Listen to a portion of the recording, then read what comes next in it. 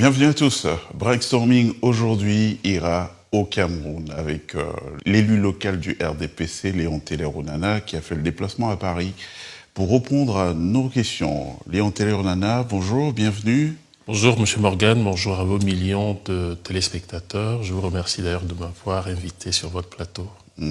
Alors, vous avez récemment intenté une action judiciaire contre le RDPC, qui est le parti au pouvoir au Cameroun, votre parti.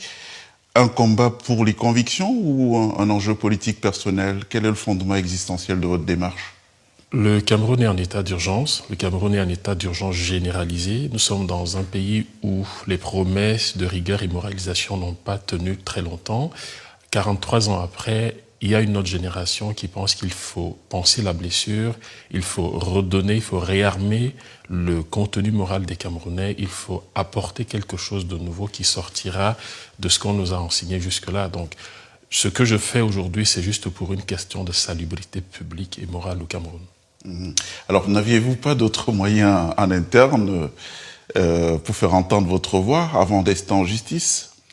Lorsqu'on est en face des autorités autistes, on est obligé d'utiliser l'un des derniers moyens qui nous restent, à savoir la justice, qui, je vais bien vous le dire, je sais que les Camerounais le comprendront de cette façon, on sait très bien, notre justice est en panne, notre justice a des soucis, et cette affaire est la seule et unique chance qu'elle a aujourd'hui de pouvoir sortir de ce dans quoi les aînés l'ont plongé en fait. Alors, votre action fragilise un tout petit peu l'image du RDPC.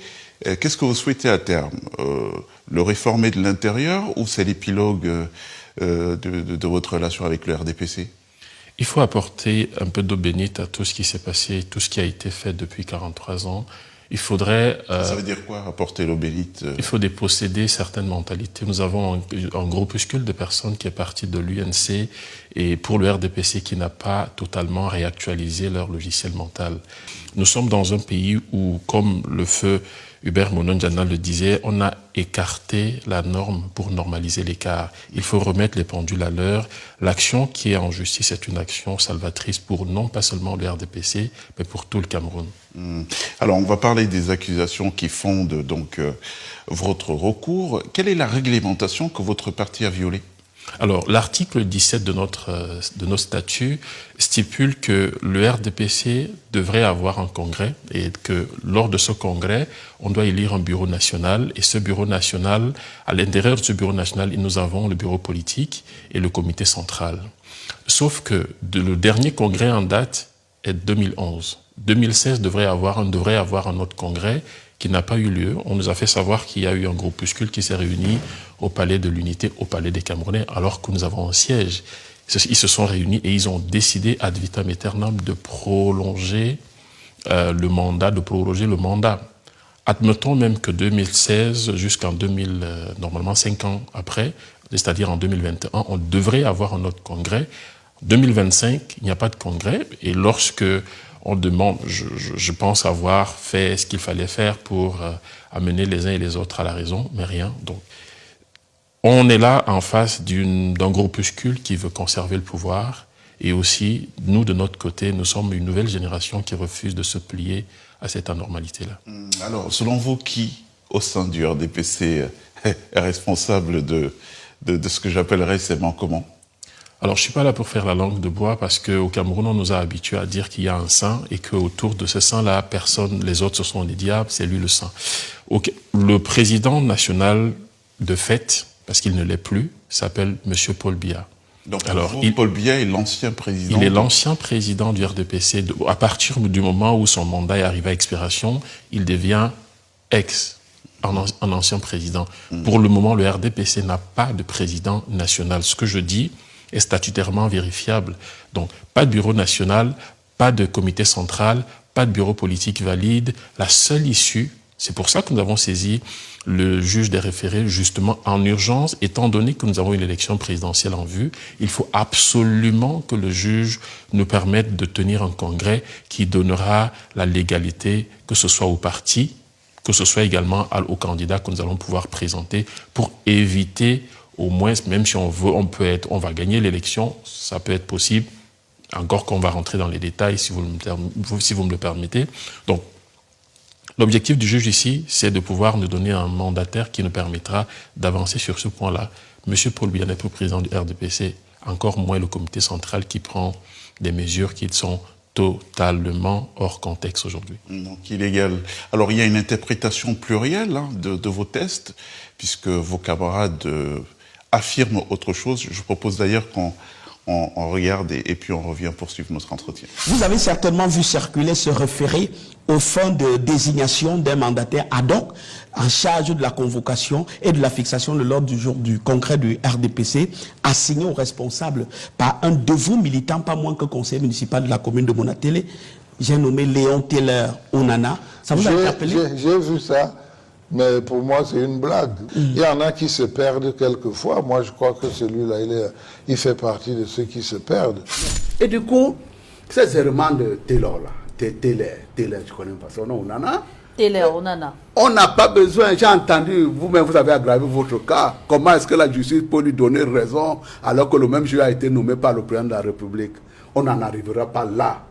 Quand on va tout simplement lui demander quelle est votre qualité qui vous pousse, vous appuyant sur vos statuts, rien d'autre, qui vous pousse à faire une telle démarche, vous voyez très bien que lui-même, il va commencer à bégayer. Et pour le communicant du RDPC, Patrick Riffoé, la démarche de Léon Taylor Onana n'a aucune chance d'aboutir. C'est la démarche d'un loup solitaire. Ça ressemble davantage à un suicide politique qu'autre chose. Quand sa procédure va faire pchit, il y aura très peu de gens pour l'accompagner et je doute qu'il puisse être bien accueilli dans une autre formation politique s'il venait à être exclu du Rassemblement démocratique du peuple camerounais, ce qui n'est pas à exclure. On vient de voir, là, on dirait que les réactions de vos camarades de parti, ça frise un tout petit peu le mépris.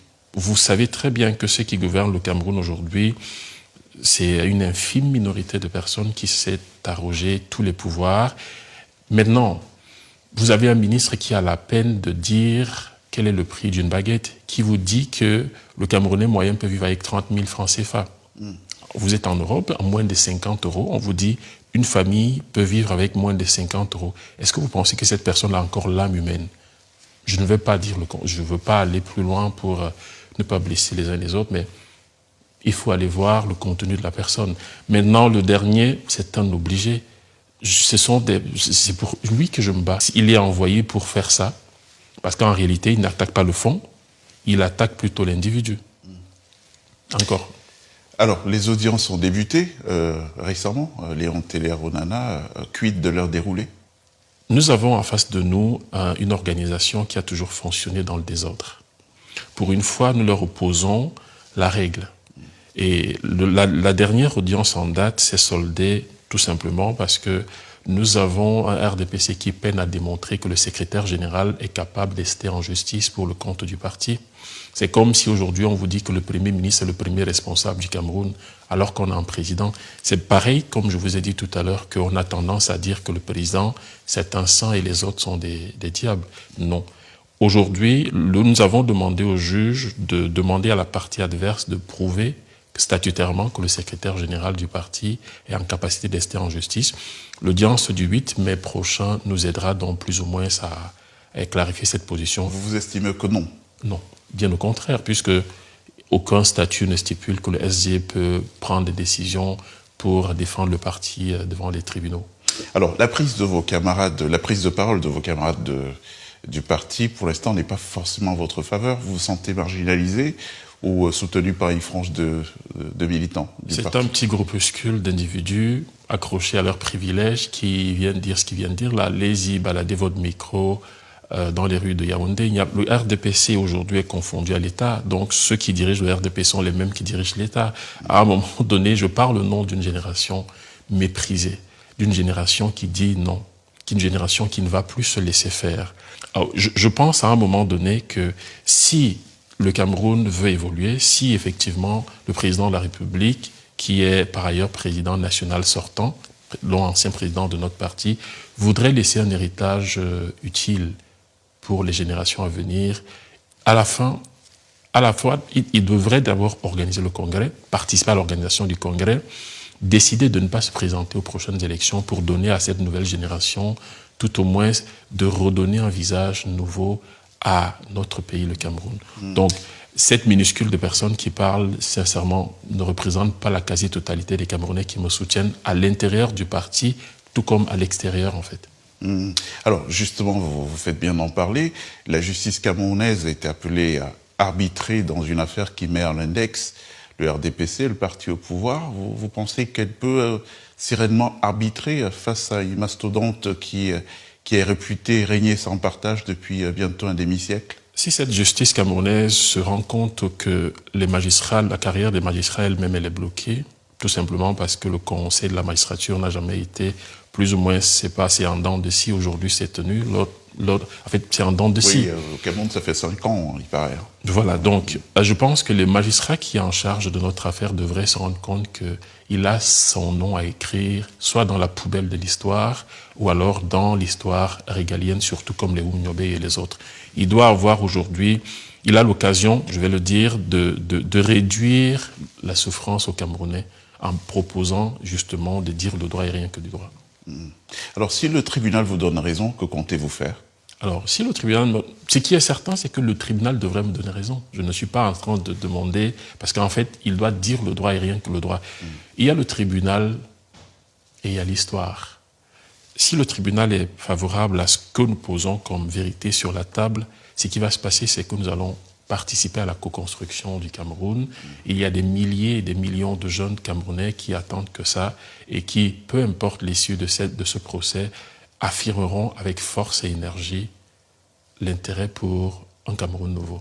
Et en cas d'échec, resterez-vous loyal au RDPC ou envisagerez-vous un autre chemin politique? Pourquoi vous voulez que je fuis le débat à l'intérieur? Je pense que c'est de l'intérieur qu'on chasse les démons. On ne les chasse pas lorsqu'on est sorti de l'église. Le RDPC, jusqu'à preuve de contraire, il faudrait arrêter cette façon de voir où il faut fuir dès qu'on vous brandit la peur, parce que je pense que c'est la question implicite que vous me posez, que si jamais comme la justice entre guillemets aux ordres, si ça arrive, est-ce que non, je ne partirai pas. Je vais mener ce combat jusqu'au bout, jusqu'à terme, et je profite de cette occasion pour dire à la jeunesse qui nous écoute, au peuple camerounais méprisé, que nous irons jusqu'au bout. Donc ce recours judiciaire n'est pas l'expression d'une exaspération insurmontable? Ce recours judiciaire est l'un des derniers remparts que nous avons dans cette République. Il y a la conscience citoyenne qui voudrait que lorsque un parti comme le nôtre est dans cette posture, qu'il y ait encore des hommes encore lucides au niveau de la justice pour éviter la catastrophe pour notre pays et pour notre parti. Je pense que le président qui a dit qu'au moment, au soir de sa vie, il aimerait qu'on garde de lui le souvenir d'un homme qui a apporté la démocratie, pour une fois devrait dire à ceux qui l'entourent de laisser la justice faire son travail et rien que son travail. Et que répondez-vous à ceux qui estiment que vous tentez de déstabiliser le parti? Ceux qui déstabilisent le parti, ce sont ceux qui ont volé les fonds publics. Je pense que la majorité de ceux qui se retrouvent aujourd'hui en prison, ce sont mes anciens camarades. Je me dois de dire la vérité face à vous, tout simplement parce que j'appartiens à une autre génération. On a toujours confondu le RDPC et des individus qui ont utilisé le RDPC pour spolier l'État, pour détourner. Alors, je vous prendrai un exemple. J'ai jamais été ministre. J'ai jamais été directeur général d'une société. Vous n'avez pas été en gestion Oui, en gestion quelque part. Pourquoi je devais être comptable de ce que les autres ont fait? Il y a deux catégories de personnes au sein du RDPC.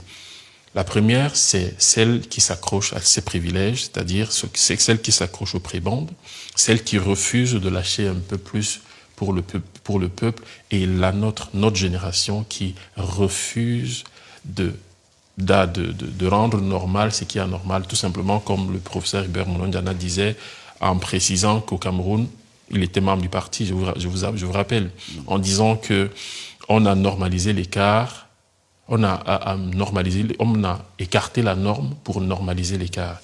Aujourd'hui, le RDPC en face, il y a deux choix. Soit le président meurt avec son histoire, c'est-à-dire rentre au village avec son Justement, histoire. est-ce que vous voyez un avenir au RDPC après Biya? Si le droit est dit dans ce procès, le RDPC pourra avoir un avenir. Si la justice reste imbibée dans ce que nous connaissons tous au Cameroun, je ne pense pas que le RDPC aura un autre avenir que celui-ci. Alors là, on est en pleine année électorale au Cameroun. Vous avez bien conscience que votre action en justice aujourd'hui est une menace même pour la présentation de votre parti à ces élections? Pas du tout. La menace ici, ce sont ceux qui refusent d'entendre la voix de la vérité. Ce sont En organisant un congrès. Bien évidemment, ce sont ceux-là qui refusent pour une fois d'écouter le peuple. À un moment donné, lorsque vous avez fait votre temps et que vous savez très bien que ce temps que vous avez occupé était inutile, il faut partir. Il faut savoir partir. Il faut savoir laisser les choses. Je pense qu'on est arrivé au point aujourd'hui, il faut laisser de côté les partis pour parler clairement de ce qui est utile. Le Cameroun, 43 ans après, qu'est-ce qu'on en a fait? Vous avez aujourd'hui des personnes qui ont érigé certaines pratiques. On ne peut pas avoir des jeunes qui ont fait quelques études et à qui on propose obligatoirement certains supplices corporels pour essayer d'avancer socialement. Il faut combattre ça. Alors, vous faites bien d'en parler, c'est un joli pied de nez. Je vous propose de regarder ce petit élément, une affaire qui a défrayé la chronique sur le plan des mœurs, l'ascenseur social que vous évoquez, conditionné à certaines pratiques. Vous parliez de supplicier, c'est le mot qu'il faut dire. Nous regardons cet élément et puis nous revenons continuer. Le deuxième point qui maintient Biya au pouvoir, je l'ai déjà dit, il y a le satanisme, la sodomie de la quasi-totalité des hauts cadres de l'administration. On les sodomise et on filme pour les tenir. Alors, Télé Runana, là, on vient de voir un ancien commissaire des renseignements généraux au Cameroun faire plusieurs témoignages depuis plusieurs semaines aujourd'hui. Cela anime le débat dans les chaumières. Qu'est-ce que tout cela vous inspire? Quand ça sort de la bouche d'un ancien commissaire de police, encore plus des renseignements généraux, vous voulez que je dise quoi? C'est la parole du pape. Il vous dit la réalité, et c'est justement notre combat. Vous avez des jeunes qui sont plus ou moins obligés de passer par ce canal-là pour pouvoir s'en sortir. Et c'est pour ça que je vous ai dit, le Congrès, parce que je vais mettre l'opposition de côté. Elle n'a pas dirigé le Cameroun. Ce sont mes camarades sont eux qui ont dirigé le Cameroun jusqu'à preuve de contraire. C'est pour ça que l'organisation d'un congrès au sein du RDPC permettra de démêler, de renvoyer l'ivraie à la poubelle et de permettre à ce que ce genre de pratique cesse. La situation en Côte d'Ivoire, vous la suivez de très près, la disqualification notamment de Tidiane Thiam, président du PDCI, disqualifié par la justice, qui ne pourra pas participer aux prochaines élections. Ce n'est pas la nationalité de Tidiane Thiam qui fait peur, c'est plutôt monsieur Tidiane Thiam qui fait peur. C'est la même chose au Cameroun, où en réalité, ce n'est pas la nationalité, la double nationalité qui fait peur à mes camarades, mais c'est beaucoup plus les individus qui sont détenteurs de cette double nationalité qui font peur au système. Vous savez, lorsque dans une pièce, les gens sont habitués à vivre dans l'obscurité et que vous ramenez de la lumière, on ne va pas vous faire du bien, tout simplement parce que vous venez démasquer des choses qui sont enfouies. Et vous qui êtes ici, je ne dis pas que l'Europe est toujours... c'est un îlot tranquille, non. Je dis juste tout simplement que vous avez eu l'opportunité de sortir du pays et de voir certaines choses différemment.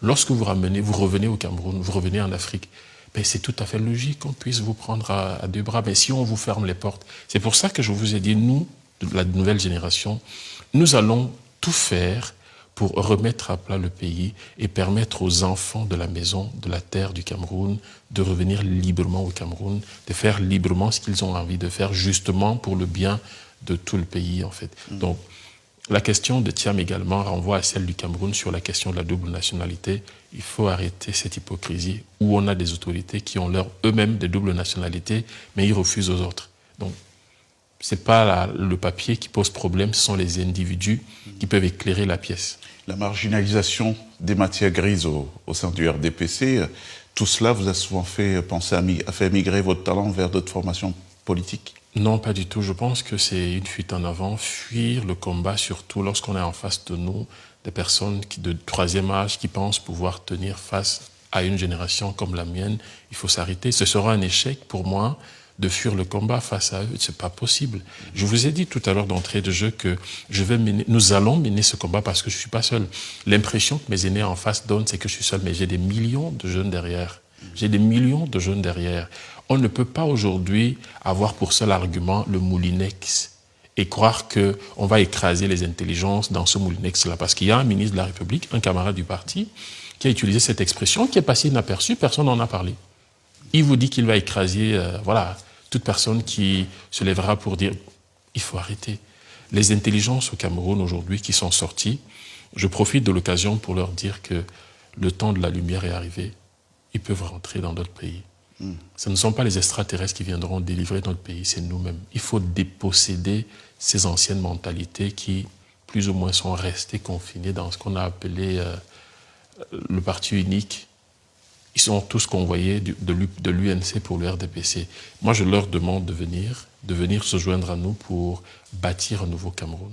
Il va se représenter ou pas, Paul Biya? Il n'est plus candidat à l'élection, il n'est plus président national du parti, je ne sais pas avec quel parti, sans congrès. Il faudrait qu'il vienne déjà, en tout cas, qu'il vienne passer l'examen du congrès pour être candidat à l'élection présidentielle, M. Morgan. Vous souhaiteriez qu'il se représente? Non, pas du tout. Je ne peux pas savoir. Un papa de 93 ans, il a plus besoin de son lit que de rester dans un bureau enfermé et rédiger des notes. Ce n'est pas possible pour lui d'être encore président de la République. Vous connaissez un pays où quelqu'un a 100 ans, il gouverne? Vous connaissez ou pas? Pas à ma connaissance. Alors, paix à l'âme du pape, il était fatigué, il est allé se reposer. Moi, je ne souhaite pas ça pour notre président, tout simplement parce que je pense qu'il a beaucoup de vie devant lui, il a servi le pays, mais nous voulons tout simplement lui rendre visite en Vomeka dans son village. Nous aimerions, lorsqu'il va aller dans son village, lui rendre visite, l'aider à vivre une vie pleine. Il peut être tranquille. On ne va pas l'inquiéter pour ce qui s'est passé. On ne va pas l'inquiéter pour ce que ses amis ont fait. Pas du tout. C'est pour ça que ce débat devrait avoir lieu au sein du parti. Je suis désolé de le tenir ici, d'avoir seulement votre plateau pour pouvoir m'exprimer. Mais je dis clairement les choses telles qu'elles doivent être dites, en fait. Alors, là, on est en année électorale. Je redis une autre fois, la répétition, c'est la mère de la sagesse.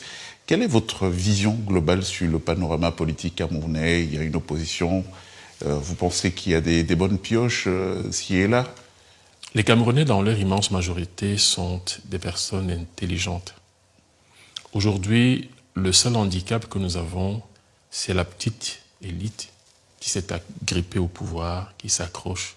Et je le dis, je suis de l'intérieur, je le dis avec beaucoup de force, mais je pense aussi que l'erreur que les autres formations politiques ont eu à commettre, c'est de penser que multiplier les dénominations contraires au RDPC allait résoudre le problème. Ce n'est pas parce qu'on crée une formation politique qui ne s'appelle pas le RDPC qu'on devient opposant. L'opposant, c'est dans l'âme, être capable de s'opposer là où on est. Et pour répondre à votre question, il y a bien évidemment des personnes sur qui on peut faire confiance au sein de l'opposition, qui vont pouvoir travailler avec eux, et à qui je demande de se joindre. Vous pensez à qui, par exemple? Je ne peux pas vous donner un nom pour ne pas faire de jaloux, parce que je sais que je suis dans une formation politique, je me défends là-dedans. J'aimerais bien, au contraire, que ces personnes viennent se joindre à nous. Pourquoi? Tout simplement parce que nous sommes le parti le plus structuré au Cameroun. Et nous avons juste en face de nous un petit groupuscule d'aînés dont nous allons régler le compte lors du congrès et qui va forcément rentrer à la case retraite. Et à ce moment-là, les Camerounais qui veulent véritablement construire le Cameroun peuvent se joindre à nous. Vous allez régler les comptes, une rhétorique guerrière qui n'est pas faite pour arranger les choses. Je le dis tel que, vous savez, je suis Camerounais et le Camerounais a pour identité de dire les choses telles qu'il les pense. Je ne vais pas faire de filtre ici, je vous dis les choses clairement, on va régler leurs comptes. Régler leurs comptes, ce n'est pas les renvoyer aux oubliettes, mais les renvoyer à la place qui est la leur, c'est-à-dire la retraite, tout simplement. Tous ceux qui ont participé à la gouvernance, tous ceux qui reconnaissent avoir pris d'une manière ou d'une autre part à 40 ans de pouvoir, à 40 ans de règne, à 40 ans de direction au sein de notre parti, peuvent comprendre qu'il est temps aujourd'hui d'aller se reposer. Je prends l'exemple sur l'aîné tout à l'heure qui parlait du petit groupuscule. Ça fait 30 ans ou 35 ans qu'il est au pouvoir. Ça fait pratiquement, je crois, qu'une 40 ans qu'il est ministre. Est-ce que vous pensez ça normal? Alors, si on lui posait je vais profiter de votre antenne pour lui renvoyer une question. Vous pouvez, allez-y. Qu'est-ce qu'il a fait? Je vous mets à l'aise. Qu'est-ce qu'il retient de son propre passage comme ministre de la République, comme camarade du RDPC? Le ministre n'est pas fait pour envoyer des punchlines à un militant qui demande juste d'observer les statuts. Il est là pour dire des choses. Je vous ai parlé ici, je suis sûr qu'il ne connaît pas le prix du pain. Donc. Alors, Léon Téléro-Onana, on s'achemine vers la fin de notre entretien. Si face caméra, elle est là, votre caméra, je vous disais de passer un mot à l'attention de vos nombreux militants et des Camerounais qui soutiennent l'action qui est la vôtre aujourd'hui, qu'est-ce que vous direz? N'ayez pas peur. N'ayez pas peur. On nous a instauré la peur comme étant l'argument fétiche, ce qui fragilise la mobilisation populaire, la mobilisation au Cameroun. Je pense qu'aujourd'hui, nous pouvons faire des choses sans faire de casse. Nous pouvons faire la politique sans faire de casse. J'invite tous les militants du RDPC, tous les jeunes du Cameroun, tous ceux qui sont politisés, entre guillemets, ceux qui ont la majorité, de se joindre à nous pour cette bataille. Si nous ne la réussissons pas, il ne s'agit pas d'Onana. Si nous ne la réussissons pas, sachez que nous serons obligés de nous battre avec les enfants, des fils à papa, qui, eux, sont nés avec des cœurs en or dans la bouche. Je suis de ceux-là que la République a rejetés.